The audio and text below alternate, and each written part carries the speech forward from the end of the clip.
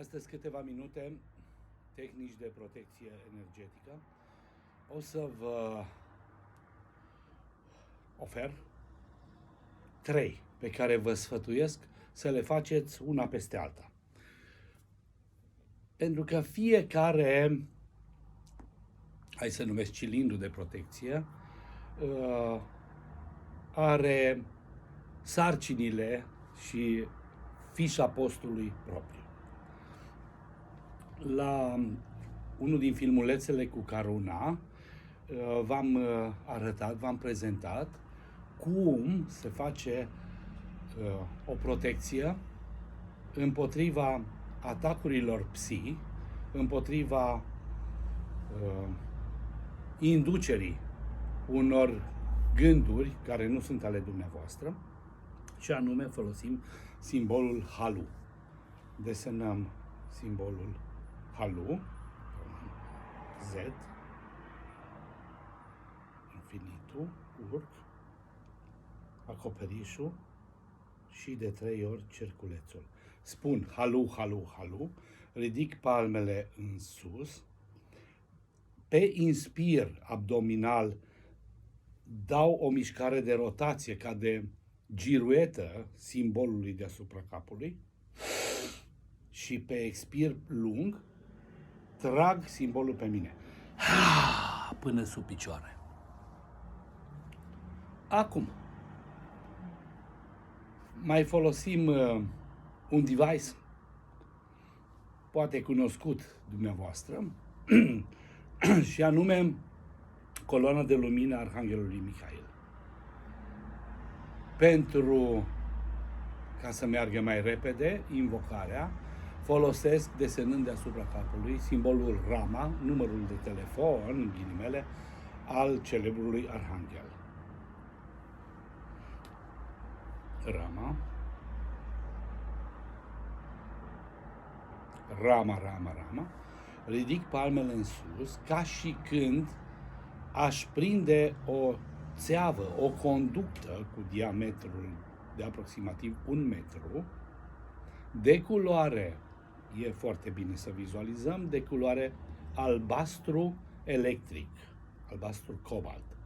Spunem cu ochii închiși invocarea: Arhanghele Mihail, Arhanghele Mihail, Arhanghele Mihail, te rog, trimitem aici acum coloana ta de lumină ca să curețe și să protejeze toate structurile, biocâmpurile și chakrele mele. Inspir adânc și pe expir trag coloana pe mine. Tot așa, cu intenția de a introduce-o în pământ sub picioarele mele. O a treia protecție, fiți atenți, desenez deasupra capului un cerc levogir. Deci plec, să fim clar ce înseamnă levogir, plec cu mâna dreaptă de la umărul drept, prin față, demonstrativ. Umăr stâng și închid. Desenez acum un cerc. Ca să fiu sigur, fac 3 ture. 1, 2, 3. Încerc, deci deasupra capului, în centrul cercului, capul este în centrul cercului, desenez simbolul Daikomio.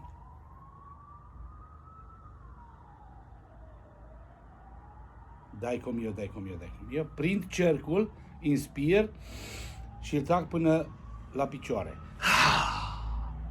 Acum, dați să modific poziția, să vedeți picioarele. Acum mă mai trag într-un cerc de la picioare la cap. Și să vedeți, vedeți. Da. Acum, cu mâna dreaptă, desenez un cerc levogir în jurul picioarelor. 1, îl preiau din spate. 2, 3, desenez vertical Daikomio între picioarele mele. Daikomio, Daikomio, Daikomio. Prin cercul, inspir și îl trag pe mine până deasupra capului. Pe expir.